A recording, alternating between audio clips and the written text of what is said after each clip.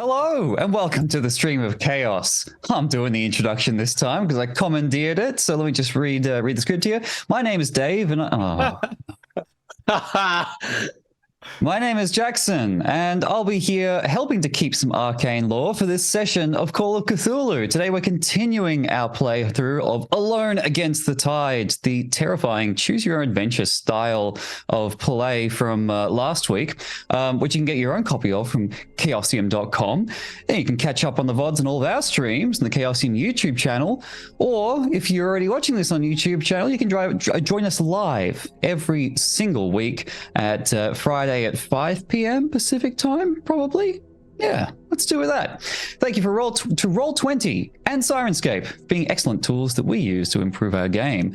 The reason I'm doing the introduction is Dave has very little voice left after he actually hasn't told us why he has no voice. Now I'm very suspicious. We've got Jim back as well from back from travels. Not quite back from travels. Still elsewhere. No, still roaming and rambling. Not quite. I'm leaving back from travels in about 2 days, so this really just gets to the edge of the window. But Jim's called all the way in because we're missing Art and Alex to some other travels, but it's fine. It'll be fine. Jim got emergency wrangled because my voice sounds like this, and I couldn't do it with just Jackson. It's true. No, yeah, but it'll work out fine. It'll work out fine. This is good. This is good. We can work with this. Yes, we're continuing on Alone Against the Tide, which is the choose your own adventure style Call of Cthulhu scenario, with some extra kind of bells and whistles. I understand, Dave. We've got some kind of Twitch polling going on, so that chat's going to have a little bit more direct influence over the choices we make in this adventure. That's right. I guess speaking of which, if we want to go back and reset where we're up to, we can run the poll for the first choice made. Excellent. So yes, we are collectively, and you are as well, we are all Professor Wood, who is, let me see if I can recap, having made no notes from last session. We're a professor from Miskatonic University of, I think it was anthropology, archaeology, something like that. And we're here one of the big A's. One of the big A's. Oh. We're here in this little town. I've already forgotten the name of the town. We took a boat here. What's the name of the town?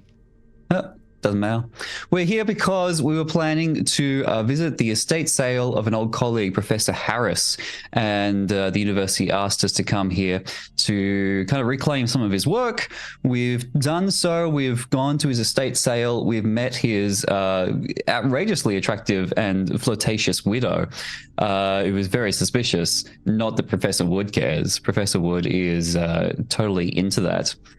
Into the kind of woman who would completely murder him. We've bought a couple of things from Professor Harris, including his journal about all his discoveries, and shock and horror. He has become weirdly obsessed with these spooky artifacts he has liberated from a temple in India, and now we're kind of snooping around the town, seeing what he's up to. We went back to his mansion and had another chat to his loverly widow Amelia, and we pick up right at the end of the chat where we realize, that she's suspicious for the first time. I'm actually going to go back. Let's go back to 126 here. Yeah, you don't know how you hadn't realized before, selling all of his things, adopting such a flirty demeanor, dismissing questions about her husband's death. Amelia doesn't seem too broken up about her husband's passing. She's hiding something. You'd bet your career on it. You suspect she's involved in Professor Harris's death in some form or another. You open your mouth, prepared to call her bluff and press her for information, but you're interrupted by a loud knock at the door. Amelia jumps up, startled, and stands there for a moment in confusion as the pounding on the door resumes. Police, open the door! Amelia's drained white as she goes to answer the knock. Our gut tells us there's something wrong here. We feel uneasy about the officer at the door. We tell ourselves we're being irrational and on edge, but we have some trouble fighting that feeling. We had a precious few moments to act, and we chose to take this chance to hide from the police. We made a stealth roll. We failed. We went to 20, and things are going on. Things are going. The situation is evolving. And how we did it last time, we just kind of cycle around reading the prompts. James, do you want to take over? I've been talking for like 5 minutes straight. You've done a heroic job, and I would like to say that your introduction was spectacular. I mean, better than Dave's. Lacked a certain familiar quality, but look, no one's perfect. Don't you dare. Let's get into it. I'll take it. 20. Your instincts get the better of you, and you feel compelled to make your escape. You rise from your seat, looking for suitable exits. The only way that doesn't lead towards the entrance is through the kitchen. You don't know if there's an exit that way, but you think it's worth a shot. Unfortunately, you never get to take it. As you rise and head for the kitchen doorway, Officer Powell bursts into the room, shouting, "Has this character been spoken before?" Yes. This was Alex. Yes, yeah. Alex voiced Officer Powell. So do you want to take over for? We'll get her on the phone. I'll just do my best. I'll just do my best Alex impression. "Freeze, police!" You glance over your shoulder and see his revolver leveled at you, and you go stiff. "You're under arrest for trespassing. You're gonna come with me now." He has you dead in his sights. Talking would do you little good, as he's already caught you trying to flee the scene. You should probably do what he says. On the other hand, you could try to run. Staring down the barrel of a gun, the odds don't look good, but maybe you like your chances better with the gun than the prison cell. This is a great start so far. Well, this was our cliffhanger essentially from last session, and we all kind of looked around and went, "We're going to run, aren't we? We're going to make a run against the gun." And then we were pretty sure we were going to do that, but then I think we decided to, now that we've got the Twitch poll ready to go, we got to throw it back to the viewers. So viewers, would you like to ignore us, our preferences, and go quietly with the police and, hopefully try to calm things down, lead things to a more reasonable conclusion? Or would you like us to make a run for it, take our chances with the gun? There we go. The two options are now on the poll. Vote now on your phones. We have one vote for go quietly, which is utterly heartbreaking. There we go, 50-50. Go quietly, make a run for it on the tie. Oh, there we go. The votes are coming in. There we go. They're all coming in for make a run for it. If I could try and sway viewers a little bit, far be it from me to influence the poll. Our democratic system must stay perfect, but really feels like making a run for it is the good option here. I think that we are past the pale. It's kind of this ship has sailed. Oh, a little bit of a resurgence there, but I mean, when do we call it? There's a massive time limit there. Yeah, we're only halfway through. I put it for 2 minutes. I think next time I'll just do it for 1. 2 minutes? Dave, we got a whole half a session to get through.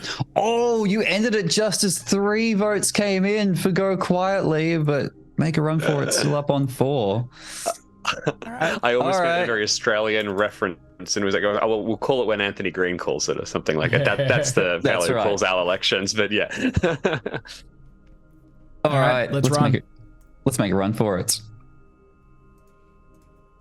Do you want to continue reading? Cycling round? Sure. No, please. You take this one. I'll take the next one. All right. Unless we want to throw something to poor Dave. Let's alternate. That'd be fine if we just keep swiping back and forth as long as it's not too short. You eye the barrel of a... I've already ruined it. You eye the barrel of the gun, weighing your chances. It doesn't look good, but you decide it beats the alternative. Your muscles tense, waiting to spring into action. You take a breath and you go for it. You miscalculated just how slim your chances were. Chat, you managed to take one step before you hear the loud crack of the revolver. You feel a round slam into your chest and then another. Did we just die? We don't appear to be getting a roll. Yeah. Can we get a dodge roll? No, apparently not. You stumble back, clutching at your wounds, doubled over in agony. You look up just in time to see Powell looming over you before he smashes the bat of the gun over your head. In a daze, you look down at the pool of blood forming around you. Your limbs start to go numb. The pain starts to recede, and you feel yourself growing cold. You know that you're going to die. The last thing you see is the glint of murder in the policeman's eyes. You have died. Your visit to Esprey is over. The end. Well done. Speed run. All right, fantastic. Well, at least we don't need to keep alternating. All right, Jackson, if you could do the outro, and we'll see you all next week. Yeah, that was Load Against the Tide. I'm cold, I'm sad, and I guess that's it. Or Do we go back and try again? I Holy think we go back. I think we go back and take the other option. That could not have been fast. I think we joked about it last week as well. Like, we'll come back in and just immediately kick it. That is so funny. We didn't think that was going to happen. All right, so chat, next time we do a poll, try to pick the right option. Should we go again? Should we not make a run for it, but go quietly? Yeah, let's go back to 20. Yeah, let's imagine that we kept that poll open for another minute or two, because go quietly was catching up. And so if we assume that going quietly was about to win, James, do you want to go to 65 and read along? Yeah, okay, let's go to 65. Watch this one. The officer is armed and angry. Exactly. The officer is armed and angry. So you decide it's probably best not to resist. You're escorted out of the house at gunpoint and into the sickly green fog. Amelia neither says nor does anything as you pass. She simply stares at you as you go. On the street, just outside the Harris property, you spot Joshua. Love that your lights have just turned green, Jackson. That is hilarious. You spot Joshua grinning madly. His eyes meet yours, and his smile gets just a bit wider. He put Officer Powell up to this. He's not even trying to hide it. That still doesn't explain why, but at least you know for a certainty that Joshua is not friendly to you, and that he has Powell in his pocket. You mull this over as your march. Just to catch up, I think Joshua was like, we actually don't know who he is. This is kind of mobster type. He's just hanging around telling us to leave Amelia alone. Do I get that? I remember that correctly. He's one of the suited people, yeah. I think he was the leader of them. There were 3 dudes in suits who were also at the estate sale, buying up some of Professor Harris's stuff, and just like saying, "Hey, leave the widow alone. You know, scram, kid, get out of here. None of your business." But that's it. That's all we know. Well, it's not all we know. We also know that he has Powell in his pocket. So note that one down. Yeah, it's true. Yeah. Powell's the kind of policeman who might just murder us. You mull this over as you're marched through the misty streets and taken to the police station. You're ushered into the dim and dingy room and shoved into a cupboard-sized shell. Oh my god, a closet-sized cell. Thank you very much, on the far wall. Officer Powell turns the key in the lock, sealing you in the cell. He settles into his seat and pays you no further mind as he begins puffing on a cigar. He seems to have no intention of letting you go anytime soon. Our options are: to wait the night in the cell, go to 84. To attempt an escape, we can make a locksmith roll. If we succeed, 107. If we fail, 84. To try and convince him to let you out, make a fast talk roll. If you succeed, 127. If you fail, 84. All right. So the options: we can wait in the cell. We can try to escape with a locksmith skill. Our locksmith skill is 50. That's not bloody bad. Or we can try to convince him to let him out fast talk. Our fast talk skill is 5. We got the poll on the way. Yeah. Oh, this feels like a polling situation. Wait in the cell, escape with the locksmith, or fast talk our way out. Polls up. I think we should put our faith in the legal system, and then we'll sit. Are we allowed to vote? Don't see why not. Oh, I think we can share our opinions. Oh, okay. Surely. Faith in the legal system. Wait for 5 minutes. Get bored. Decide to pick the lock. I can't believe how dodgy this cop is, though. Too. Like, even ignoring the alternate universe where we just kicked it, like he just locks us off and then refuses to talk to us. Kicks his legs up. Has a little snooze. That's a little smoke, actually, and it's indoors. You know, please. I don't want to smell that. This should be fine. Everyone's going for locksmith because I guess we're locksmith skill of 50. Also, it's the coolest option, and I would love to see how we get the ability to pick a lock in front of this guy, because he's going to go, "Stop, please." Fudgy VMP asks, "Are we lockpicking with the guy? Are we lockpicking with the guy on the room? That'll work." I think what they're trying to say is, I get the impressions like those 90s point and click game. Use lockpick on guard. Yeah. No, I don't think that will. Professor Wood says, "I don't think that will work." I don't want to do that right now. Yeah. Lockpick wins. Wait, night in lockpick? No, that's not it. We just drag and drop everything on until something applies. All right, unanimously, 100% of votes go to locksmith our way out. And I believe, Dave, you should make the roll. Democracy. Oh, Hey, He's democracy good. works. We do have some luck remaining as well, by the way. If we fail any rolls, we've got 25 points of luck left.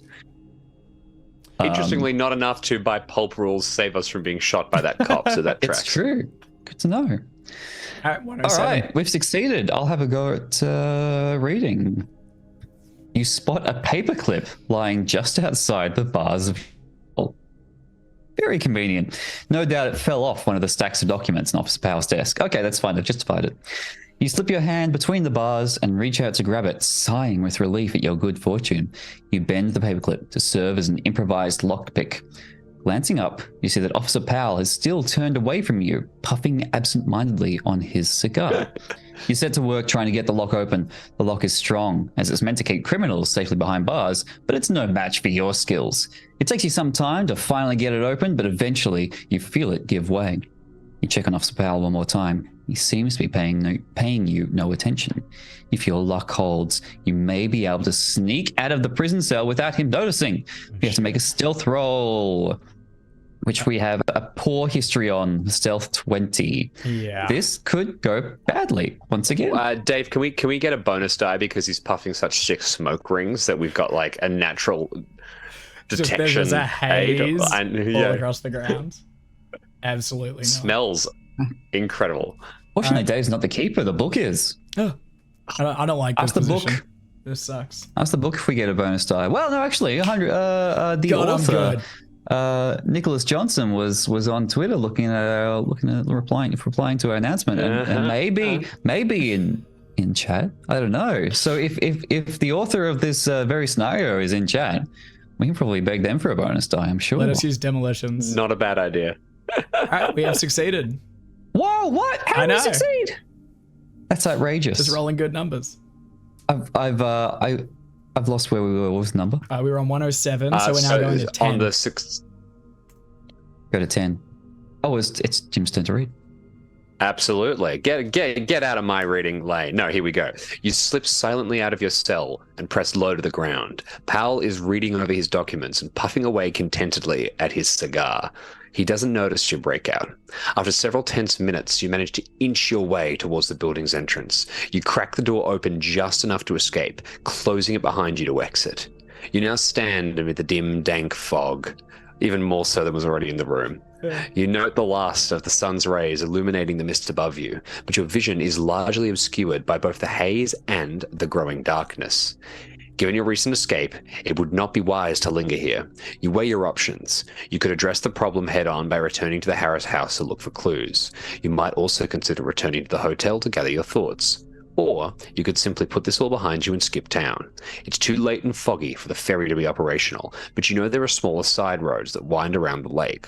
You'd have to make the journey on foot and in the dark, but an unpleasant option is still an option. They keep on trying to get us to leave. I know, Which that's I the find second very time suspicious. we've been offered the option to just get out. So we can go back to the Harris house, visit the hotel, or go home. You've got to have the option to try and escape so that when you try, you can get eaten by the thing, whatever this strange fog is. I feel like we're going back to the Harris house, surely. I mean, just in the last session, Professor Wood's primary motivation was to bonk Amelia, and the impression I got was that he was not going to leave town until that had been achieved. So I think that goal still stands, right? Like, just because we got a little bit arrested. Just because we got a little bit arrested and we think she's culpable in his murder doesn't mean, These things happen. You can't hit that. Well, you know how it is when you get out of prison. It's been a long dry spell. You know, we long for the touch of a woman. That's right, even a murderous woman. Professor Wood is colorblind, red-green colorblind. That's the difference between red flags and green flags. Well, now it's 50-50. Time's up on the poll. 50-50. Harris house will leave town. I guess we've got to break the tie then. If we can take on the colorblind note, maybe that green fog was just actually a completely normal red fog this whole time, which is a common meteorological phenomenon. And We're we not worried about the fog at all. Fearful of it. If we try and run out of town, we can probably get eaten, come back to here, and then head to the Harris house before lunch. I think based on how we've characterized Professor Wood up to this point, as like the complete himbo, I think he's got to go back to Amelia. I think Try that again, sounds right? I think so. He doesn't even realize anything's gone wrong yet. No. All right, 147. All right. Thank you, chat. You make your way through the foggy streets of Esbury, heading once more to the Harris house. You goddamn idiot! As your feet hit the road's flagstones, you hear the sound of your footsteps reflected back by the walls of the buildings all around you. Otherwise, all remains quiet and sleepy. Light is very dim, growing darker by the second. By the time you find yourself once more at Amelia Harris's home, night has fallen. As you approach the building, you freeze dead in your tracks as a woman in a red dress passes mere feet from you. Amelia Harris. She doesn't seem to notice you, in part because of the fog, but also because she looks lost in thought. You watch her move hurriedly through the mist and enter the nearby church. You could choose to enter the Harris house and search the premises, or you could pursue Amelia for questioning. I don't know if we need a poll for this. Oh, the poll's already up. Never mind. I was going to say we know what Professor Wood is. We're going to follow her, right? And go to the weird church. Chasing that tail, yeah. I'm also pretty motivated by the creepy cult church, more so than the snooping around a boring abandoned house. Oh, yeah, that's true. We already went to the house once. We look around. And we got arrested, shot, died. Let's not go back. Creepy church? I'm all for that. Also, it seems like there's some kind of party at the church. You know, she's in the red dress. It's wonderful. That's true. I wonder if we might be able to hit up a 24-hour suit store before we head inside. Really gussy up before we. Yeah, exactly. All right. Looks like it's no landslide. 80% in favor of following Amelia to the church. 164. Go for it, James. And yes, Amelia has a line. Oh. Okay, fantastic. 164, here we go. You hurry through the shrouded streets and take refuge in the church. The door creaks abominably. Jackson? Oh, abominable as you enter, so there's no chance of slipping in unnoticed. You find yourself in a large chapel with hand-carved pews flanking you on either side. These continue for several rows until they reach a pulpit from which the priest would normally conduct services. With the last of the fog-filtered daylight fading through the stained glass windows, you are aware that these are not the hours of a typical service. The church is open to the public during off times, but the sole occupants are yourself, who's taken a seat in the front row and is praying with her head bowed. She does not lift her gaze as you take a seat next to her. You sit for a minute and allow her time to finish her prayers. You need information from her, but you're respectful of her devotions. Finally, she opens her eyes and looks at you, sighing softly as she does so. She looks somewhat nervous, and the color drains from her face. What is it you want? You're not supposed to be here. It was more pointed than it did last time, Jackson. Oh, I've been practicing. I don't think we should do polls for these ones, right? Because I imagine we're probably just going to do both questions. You're probably going to hit all the options. Yeah. Do we ask for information about Harris or ask about Joshua? I also like how she heard the giant creak and then still was surprised. I guess she was really deep. I feel like I know what Professor would do, but now I'm taking over because I've got a very clear image of him in the head. So I won't. What do you think?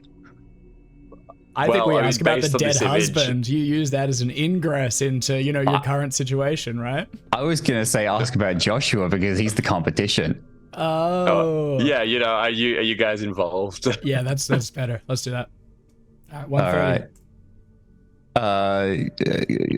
You do the stage directions. I'll do Amelia, James. Okay, sounds fantastic. 130. You ask Amelia about Joshua, his relationship to her, and why you are asking, and why he would have you arrested. Josh and I have been intimate for a few years. No, this sucks. Professor Wood's world comes crumbling down around it. My husband was a good man when he wasn't obsessing over his work. But he was sometimes away for so long and paid so much attention to his book. I have needs. A woman my age shouldn't be neglected. I met Josh through his whiskey business. He bootlegs for the whole town. One thing led to another, and... She smiles, lost in thought. We are in a church, madam. We were happy, even with William around. Recently, though, Josh had been insistent that we get him out of the picture so we could be together. I didn't like it, but I agreed. Oh, wow. I let Josh take care of it. I just wanted it to be behind us and for us to be together. I told him I wanted to sell everything and leave town, just the two of us. I think that was the first time I saw him angry. He never said why.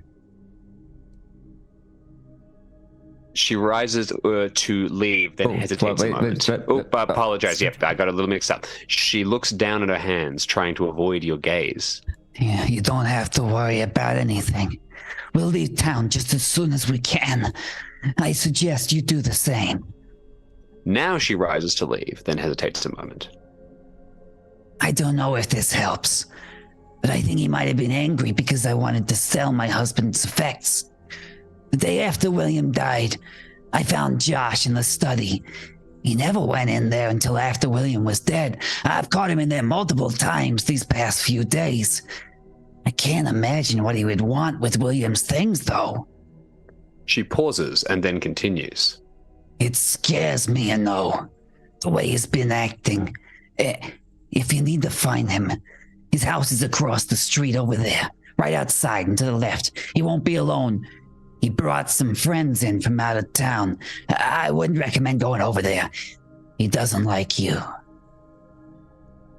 She looks away from you, then walks out of the room at a brisk pace, leaving you alone in the chapel.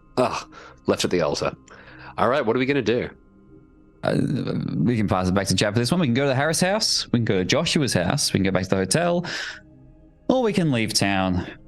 I don't want to keep putting leave town as an option there, but no, we should have it. Eventually, it's gonna happen. We're gonna have to. I mean, it does feel like in the character canon, he realizes that he's struck out, and he's like, "Well, guess I'm done." I think the opposite. Just leaves town I think immediately. that the husband there was a side piece to the husband, so surely you can be the one to this one, you know.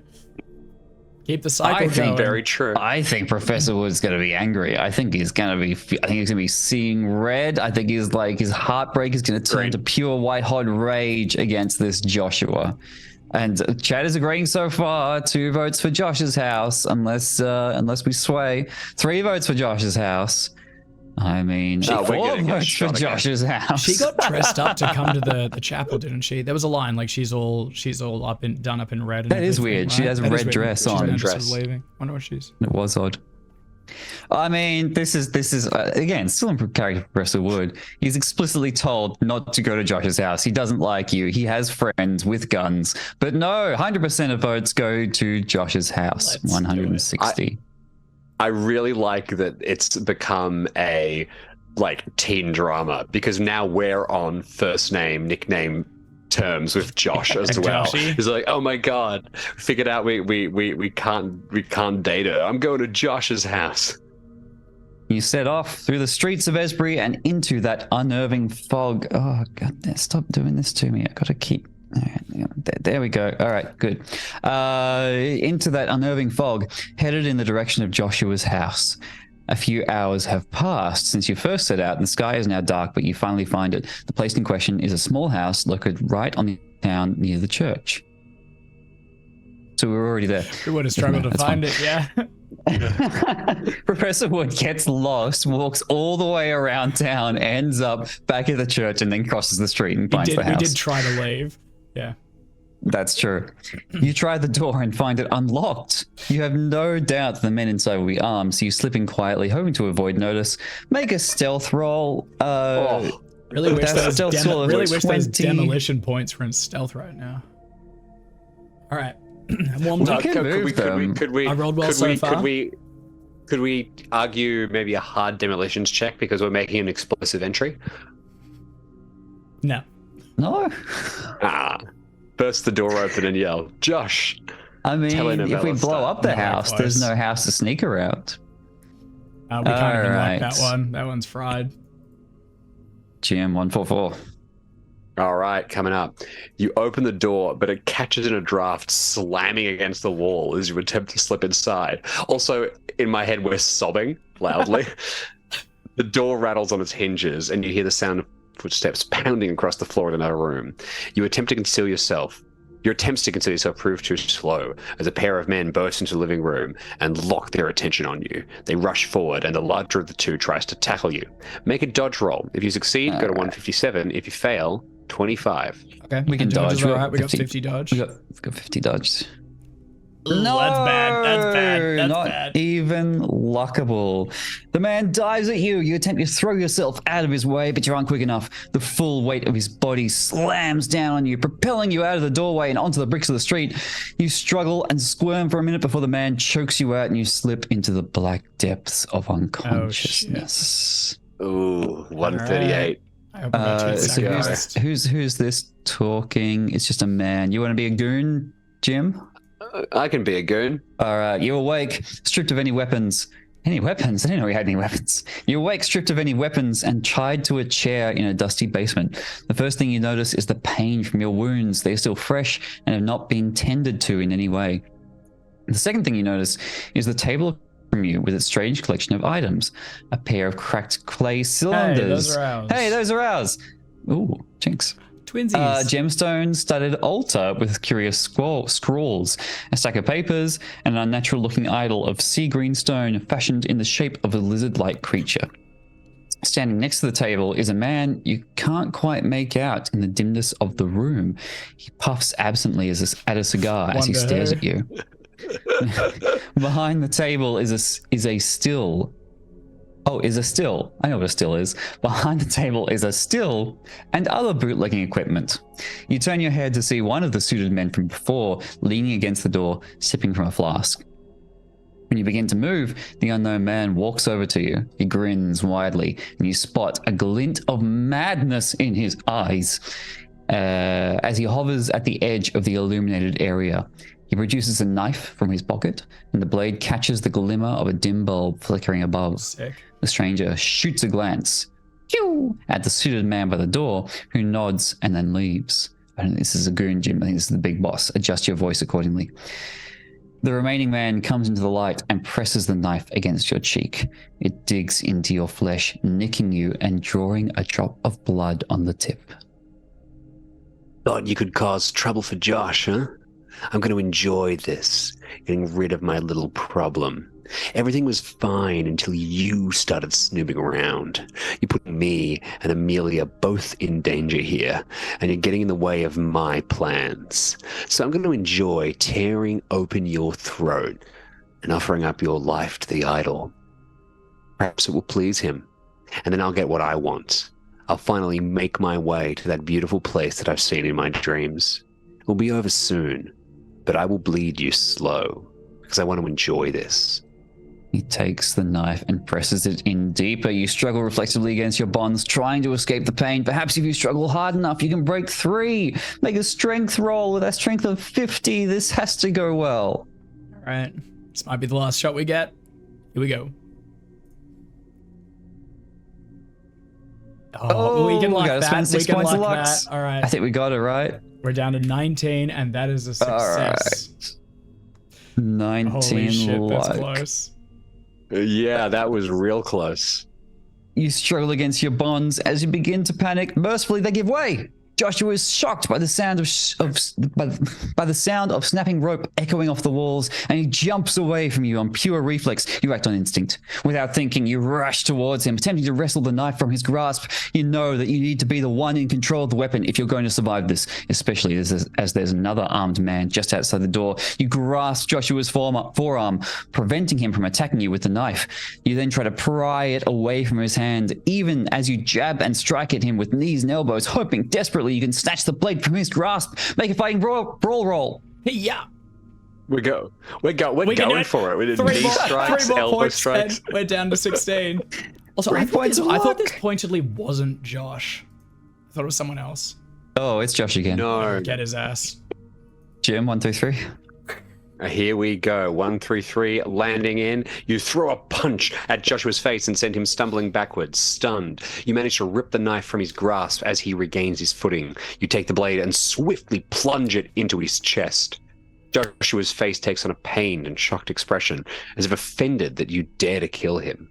Still, he slumps to his knees. He looks up at you as he begins to die. His eyes glaze over and stare at you with smoldering malevolence. Ooh. Strange words pass from his lips as the lust of his life fades away. Bokrogrong, Breitningafdai. A last shuddering breath rattles his body, and he slumps into a lifeless heap at your feet. You feel greatly disturbed by this, but you attempt to shake it off and move on. You survey the room. The table at the far end is covered in curious artifacts, as well as a large stack of papers. There is little else here, save for the flickering bulb above you, the empty chair, and Joshua's dead body. You might consider leaving this place, as sitting in a dank basement with a fresh corpse is not an entirely pleasant experience. We need to make a sanity roll. Failure will be 1d3, and a success will be 1 point. And we can look over the items, or we can leave the place. I genuinely think if we'd failed either of those rolls just then, we would have died. Oh yeah, it's a good thing we 100%. didn't. Good thing we didn't fail them with all this luck. Easy. No, but we managed to just walk directly into the lair of the main villain and make the critical roll we needed to be able to just stab him. All right. Fantastic. So we took All 1 right, point, and I presume we're just gonna look at the items, right, rather than leave. We should they're look at the all- items. Yeah. Items. Unless it's a clever nod to the fact that they said there is an armed Constitution, guard outside. That'll be fine. You stand over the table of curious artifacts, confident that they have something to do with the strange events in Esbury. You decide it's best to look them over and glean what information you can from them. It's not the same notes we already had. No, it's something else. You begin by leafing through the stack of notes. You realize they contain some of the same characters that are written on some of the ancient items. You may be able to use these notes to assist in any translation attempts you may wish to make. There is also an empty sack on the table that was used to bring the relics here. You're free to load them back up and take them with you.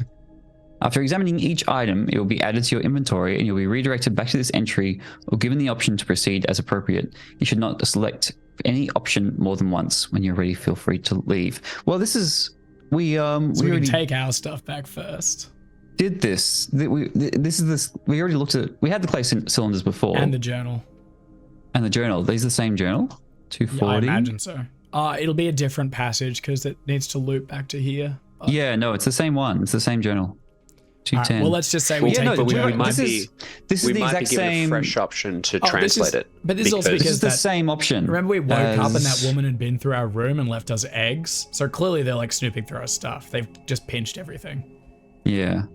Anyway, so it is the same journal that we already read, isn't it? Yes, Probably it want to is. check over that idol. Right, we already read the journal. We saw the clay cylinders last time, right?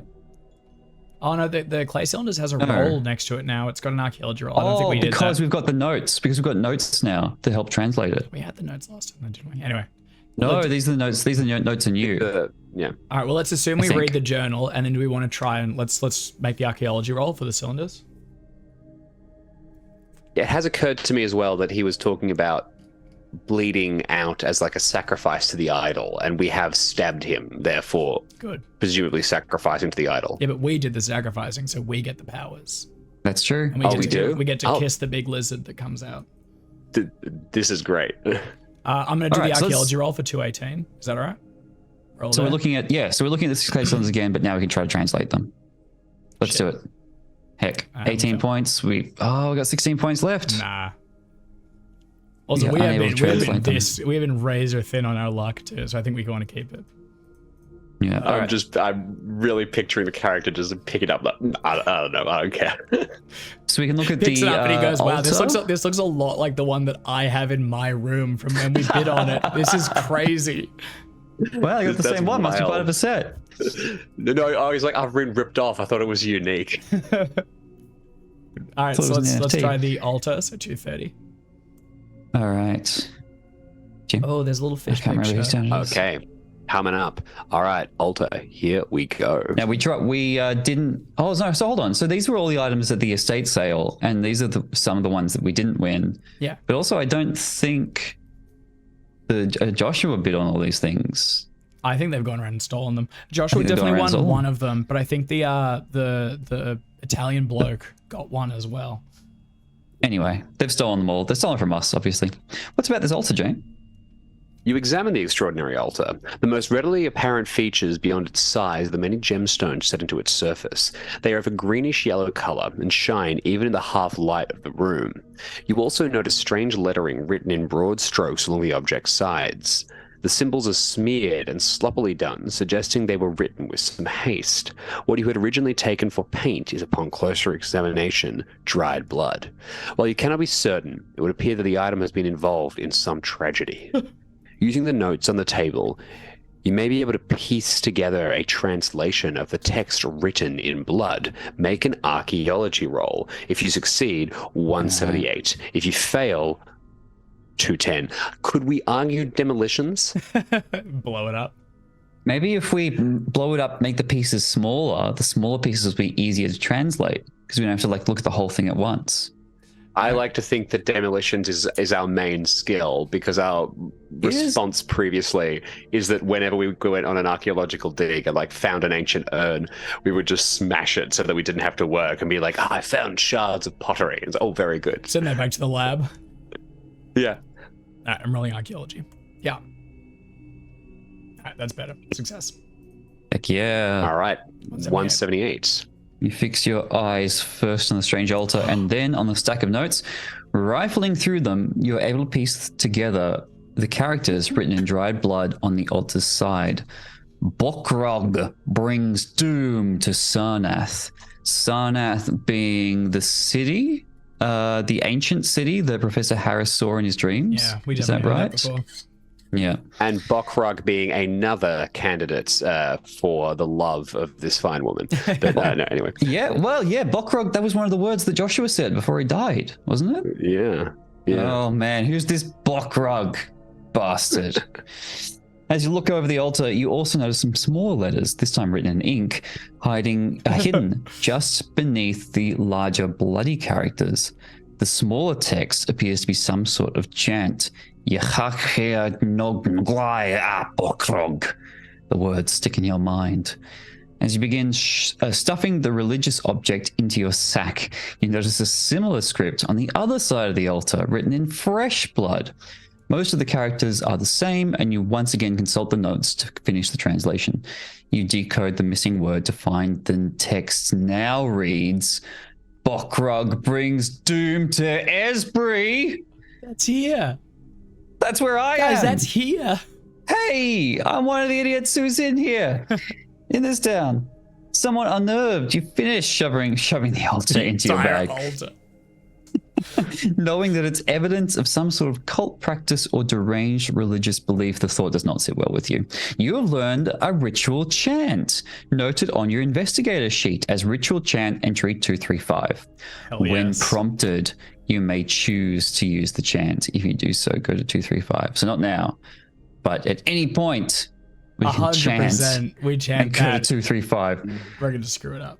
The fact that, that's there and you just go to 235 at any time makes me think it's like at any time you chant the chant and the town just evaporates. I love that the chant is written in ink and then the rest is in blood. Like they had ink. They could have done the whole thing in that, or they could have done the whole thing in blood. It's a weird half point. No. Yeah, it's not great. All right, back to 210. Let's look over the altar. 195. Yes, the idol. Right? On page 62.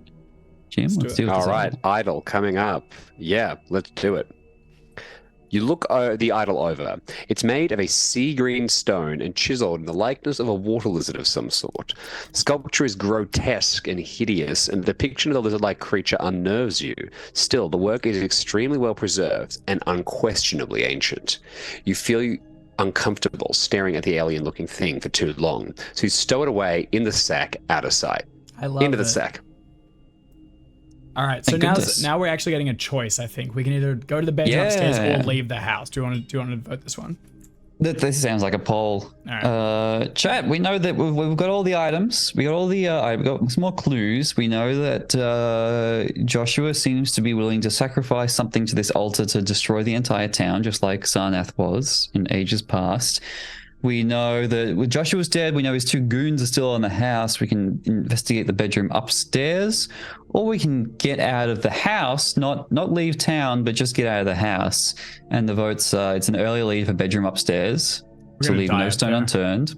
We are going to die up there. Chat is sending Professor Wood to his. Oh my gosh! Yep. They're just flowing in for going to the bedroom upstairs, and I don't see how Look, leaving I the house think can catch up. I think Leave the House ran a good campaign, but it's time to call it. I demand a recount. All right, Yes, no, leaving the house as called to concede to the bedroom upstairs. let's do it. 202. So I think that's what's going to happen. Is it- Okay, bedroom Oh, upstairs. hell yes. I read ahead a little bit. All right, go ahead.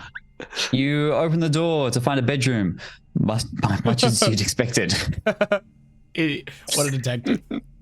Yep. This room clearly belongs to a bachelor, as the only feminine object is a set of lace sleepwear lying across the bed. Okay. You look to a nearby nightstand and find several framed photographs of Joshua and Amelia, so you assume the clothes are hers. Peeking out of a drawer in the nightstand is an open box of bullets, as well as several bottles of bootleg whiskey. All scan that the goes rest into of the the sack. room. The whiskey, the bullets. In a sack. In the The sack. pictures, the nightwear. Yeah. Yeah, In the sack. exactly. It's a sack of holding. You scan the rest of the room. The only other object of note is a dresser. You search it and find it to be full of men's clothing, the sort that Joshua would wear. In the sack, yeah. However, as you are rifling through his things, you find an envelope. Turning it over, you see it's unsealed, and judging by the crumpled state of it, the letter inside has been read over several times. What happened to the goons? Did they just leave when they didn't see? Never mind. You pull out the letter and begin reading. It appears to be a correspondence between Joshua and a Dr. Weber based out of Arkham. Weber is apparently a psychotherapist that Joshua sees on a monthly basis. According to the letter, the past few months have been quite difficult for Joshua. In addition to his Zero criminal sympathy. activities and his relationship with Amelia, he has been troubled by strange dreams, which Dr. Weber labeled as obsessive delusions. I'm sorry. He's been troubled by his relationship with Amelia? That's fine. Then let her go. Joshua has a fixation with a particular dream of a beautiful city in a far-off land. He describes the city as made of marble and says that sometimes he wakes up crying because he has to leave it behind in his dreams. This was the same city, I believe, that Professor Harris saw in his dreams. He also reports seeing a frightening lizard thing in the water off the shore of this strange city. Sometimes, in the night, it whispers that it knows the way to the city. Though the lizard thing scares him, he listens to the whispers. Joshua professes a deep desire to go to the city, though he doesn't know where it is or even if it's real. For his part, Dr. Weber assures Joshua that these things are completely fictitious and that he must find a way to return to reality and leave the delusions behind. You returned the letter to its envelope, then slip everything back where you found it, thinking about how this affects the course of events here in Esbury. Presumably we can get to this as we're still sneaking around. The Avengers doesn't want to assume that Joshua is currently lying dead in the basement. Silently, you return to the main area of the house. You may now investigate the basement. Let's just Or go in the leave the basement, house. right? We're Were we- going in the basement. Oh, There's I zero thought we chance. were in the I think we basement. just came out. I came out of the basement. Were we tied up in the basement? Oh, that's right. Yeah, we were. Yeah, that's it. I we were in the I basement. love the doctor in correspondence to him saying you have obsessive delusions. Like there's no softballing it. He just calls him says the facts. Well, right. it was a more direct aid. We didn't dance around things. I mean, Andy nothing wrong with Bandy. that. Nothing wrong with calling a spade a spade. Nothing wrong with calling an insane cultist an insane cultist. All right, want to leave the a house? weird lizard thing. That's right. 181. Let's get out of here, James. All right, 181. Strolling outside. We've got this letter. We can hand it over to prove that we're the better option. All right, anyway. You decide that you've seen enough of Joshua's house and that you have no reason to linger here. You exit the building and close the door behind you.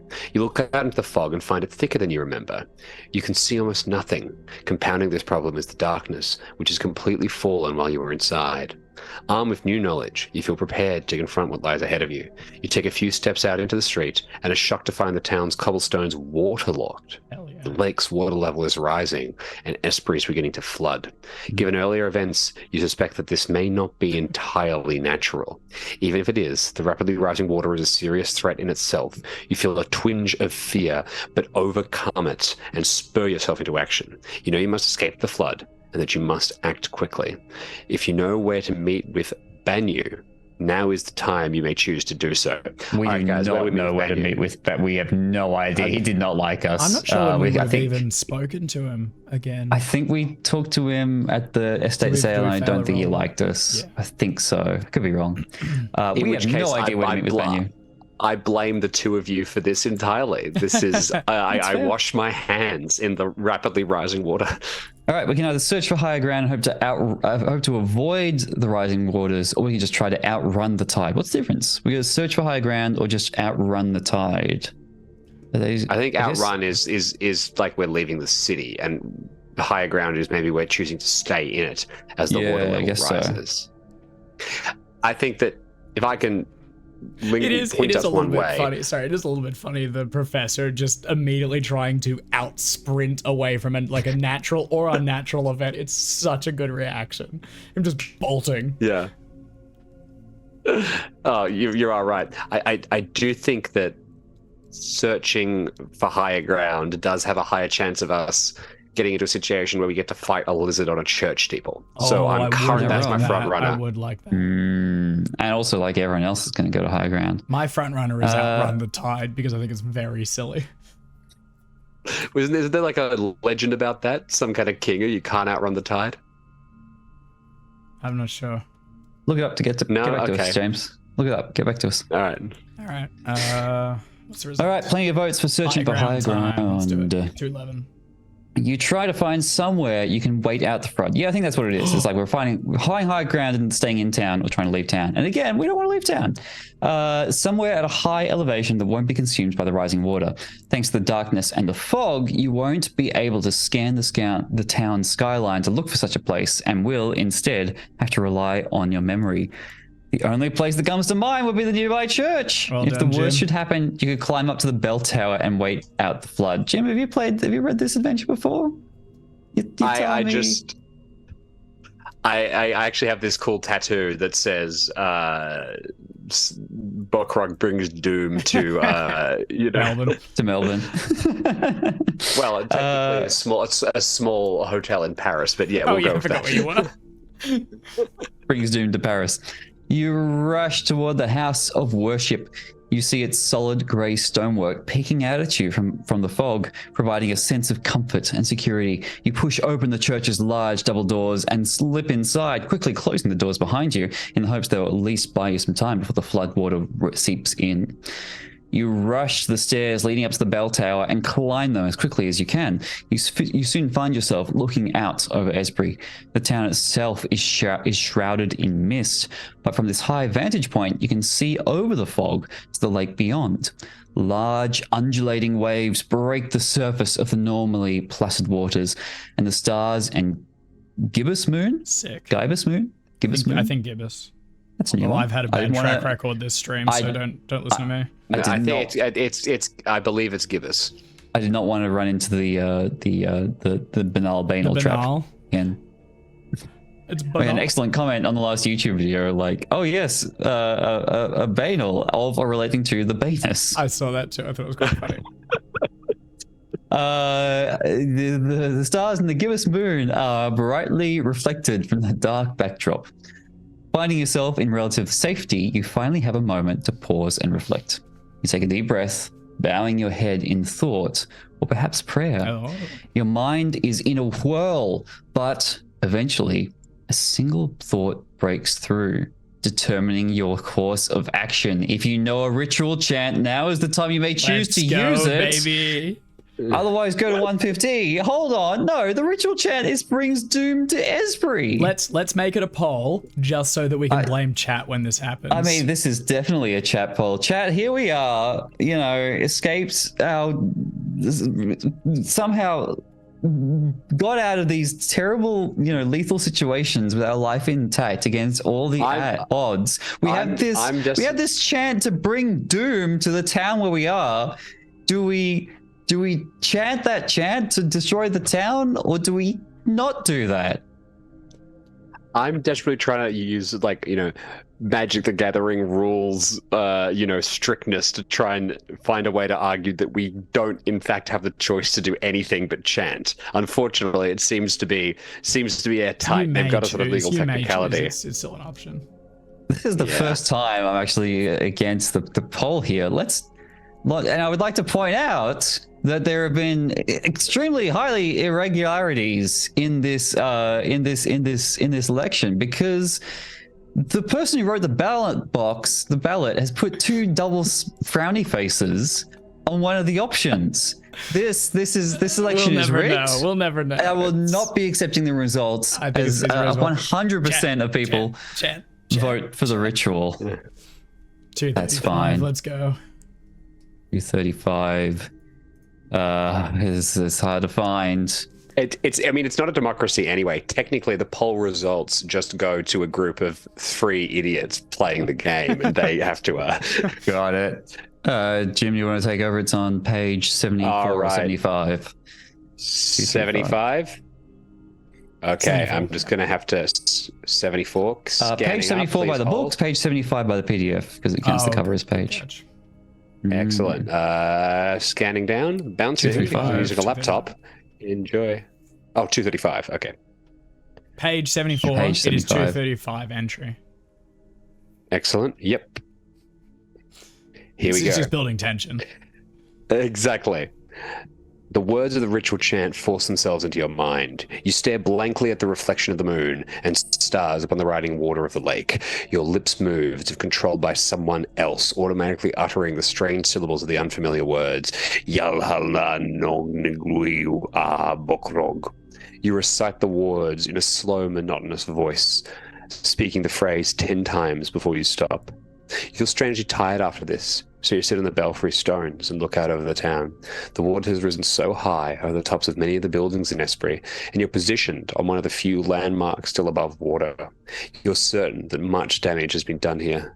At least the water is still and placid now, apparently returned to its normally peaceful state. The unnatural green mist seems to be dissipating as well. It still lingers here and there, but by the light of the gibbous moon, you can see the fog starting to thin out. You take a deep breath, pondering what is to come next. Was I wrong? Was that literal not going to destroy the town? It feels like we might have just saved it. I am so confused. If you have the strange idol, go to 205. Otherwise, go to 220. We do have the strange idol. We do. It's in our magic sack. We didn't win it from the estate, but we stole it from Joshua's house. All right, exhaustion takes over you. I think the green mist is thinning out, so there we go. Just a little bit of night. Nice. There it is. Your exhaustion overtakes you. You lean back, close your eyes, and drift into a deep slumber. Your sleep is disturbed by strange and horrific dreams. You see a shining city of marble, onyx, and lustrous gems. You see this magnificent city in all its splendor, sitting next to a placid lake. And then, in an instant, it's gone as the water rises up to swallow it. The lizard thing of the idol, given life and power, surges up from the water. The being eyes you with malicious sentience as the waters swell and consume you. You exist in this state for what feels like an eternity, drifting through the sunken ruins alongside the horrible lizard thing. It eyes you closely, scrutinizing your every motion, but it never acts, merely watching you with checked malevolence. As you stare into its eyes, you begin to wish it would simply consume you so you wouldn't have to be under its watchful gaze any longer. This becomes a maddening desire, and you find yourself willingly swimming toward the thing. It opens its jaws to receive you, revealing row after row of needle-like teeth, just as you're about to offer yourself to the creature you finally awake. You find yourself dangling over the edge of the belfry, about to roll into the flooded town below and lose yourself in the waters. You quickly pull back toward the center of the platform for safety. As you do so, a glimmer within your sack catches your eye. You reach inside to find the source and extract the sea green stone idol. It shimmers with a bluish-white light of angry intensity. Looking at it pains your eyes. You consider throwing the damnable thing into the water below, but something stops you. A thought creeps into your mind, taking shape and driving your actions. Make a power roll. I don't want to throw it. This is our friend. All right, so we have 50 power. 50? 16 luck to spend. That's good. Here we go. That sound good. I like those numbers. I'd like to succeed this, I want to please. fail this. I want to keep her. That is not rolled. Classic. All right, what was about to happen? Let's do it. Let's do it. Maybe killing us. I tried. It's not rolling. And I The can't do that. I suspense. can't do a roll command either. I got it. Yeah, try yours. All right, 63. That is 13 points of luck if we want to succeed. We've got Let's do 16 it. points Oh, left. Is this a chat poll? This seems like Yeah, a let's chat do it, poll let's to do it. spend the luck or not. Yeah, let's keep the All right. Chat, this idol is trying to take over our minds. We have just barely failed the power roll. We can spend 13 of our remaining 16 points of luck to make it a success, or we can choose to take the failure and allow the idol to take over our mind. Now this is interesting. This is, I was going to say it seems like it's a split one, but no, a lot of people are against the idol. I won't commentate anymore. It's changing too rapidly. Put it in the bath. No, this is exactly when you need to make wild, sweeping statements. Like, I am sure that people are going to throw the idol in, so we may as well just proceed with that, frankly. Spending luck to succeed is it was only 1 vote ahead, but now it's pulling ahead again. Spending luck to succeed is at 4. Spending luck is at 2. Let's see if anyone wants us to fail this roll. It's only two votes can swing it. But it doesn't look like it's going to happen. Want to spend the luck. Most folks want us to spend the luck. I mean, that leaves us with 3 points of luck left. So right. it's going to go poorly, but it is a success. I do like that at least. We do succeed. 219, Jim. All right, coming right up. Here we go. We succeed. Your mind clouds over once more as dreaming again. You see the strange city in your mind's eye. Your vision passes over precious metals changing hands between exotic merchants. Discs of silver and gold move from buyer to seller before disappearing into bags and boxes.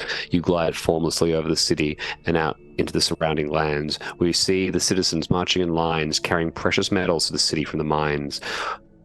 You float above it all and look out to the lake, where you sense brooding hatred and disgust.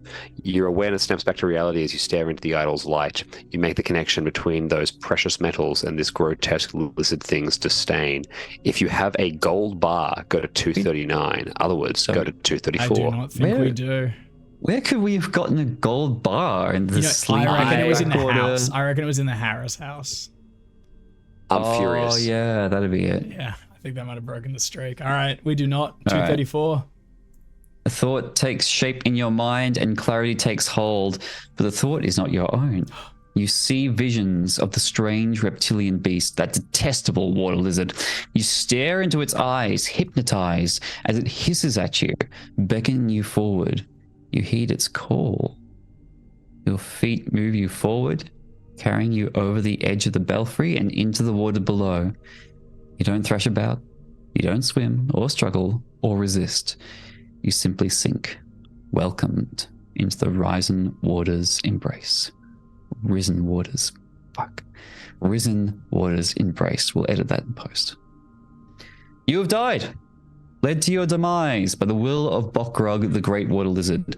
The great old one has ensured that doom has come to the little lakeside town. What? There are no survivors. Eventually, the idol will be found and the process will begin again, but this is of no concern to you. Your visit to Esbury is over. The end. We did it. And at the end of the day, yeah, capitalism won. Once again, yeah. If you had enough money, you could have solved the problem. That's right. The landowners and the elite class had the gold and the precious metals that would have prevented all of us from drowning by rising waters. But instead, they choose to keep their wealth. And someone stopped me because I could go on. What is a little interesting about that, Jim? Because remember, I'm just thinking back right at the beginning, the auction, right, was because What's Her Nuts was selling everything off because she wanted money. So she would have kept the gold. So it's 100% in the house because she wouldn't have auctioned that one off. Like she wants to keep the golden currency, which is kind of interesting. I mean, that was great. We got to the end, but I don't think we can have a redo because this really was like the shape of it. We're also unlike so this is close. getting shot. Oh yeah, we're so We were close too because I close. noticed I think 239. I just looked over. It's on the same page, and that's that you have the gold bar. It also is an end one. So we were like that close to doing it. Oh, so we got the champ, we got the idol, we just didn't have the We were gold bar. one item short, I think. Yeah.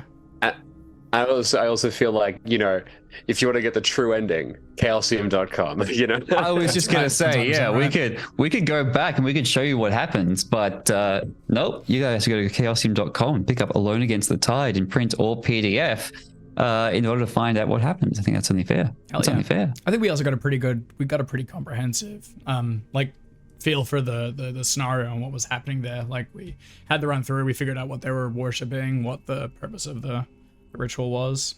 We killed Josh. That's the big win, right? That's the main thing, yeah. Very But true. also, Yeah. Amelia died as well. I mean, the whole town died. I was looking up Bokrug a bit. It's an established Lovecraft one. It's from the Doom that came to Sarnath, which tracks, obviously. There you go. There you go. The Great Water. And we Lizard. didn't get to smooch Amelia, but we did get to smooch the big lizard thing, Which I'm and it happy did about. eat us, but that's okay. That's yeah, okay. That's true. exactly. That's a win. We got that. Well, that was great. I mean, it was a bit of a shorter stream, but I think we're about to wrap up. Is that right? So. Yeah. Nicely done. That's good. Excellent. Well, that was Alone Against the Tide by the author's name, who's, of course, is Nicholas Johnson and Friends, Nicely done. which you can pick up from I chaosium.com. had a fantastic time being alone with the three of you and with Chad, all being alone together. That's right. It's a This big is the group best to be way to play alone these in. things, I think. I think It's so. so good. That was fun. That was a lot of fun. Great. Well, I guess I still have the responsibility to do the outro, even though Dave seems to have. Well, that was. Have you got a script for the outro? You sent me the script for your intro. Nah. Should I just read the intro script in reverse? Yeah, do that. That's pretty fine. backwards. Oh, okay. It won't work. Never mind. That was Alone Against the Tide. We were the Stream of Chaos. At least part of it. We had a partial cast last week, a partial cast this week, and next week we're back for real as we kick off the final chapter of A Two-Headed Serpent. If you haven't been joining in up till now, that's fine. Like, we've done all the groundwork, we've done all the background for you. As we kick off the last chapter, that's really the best time to come in, because it's the exciting stuff. We're walking through a portal into this weird city where everything will come to a head. And it should be a good time. That will be, we're always locked to 10 a.m. On Saturday on Melbourne time, which, depending on where you are in the world, could be about Friday evening. I think it's Friday 5 p.m. Pacific time. So tune in. We used Roll20 and Sirenscape, which was a great time. There was something else I was going to say, but I don't know what it was. So anything else I had to say? We'll be back next week, and you better be there. Well done. All right. See you all soon.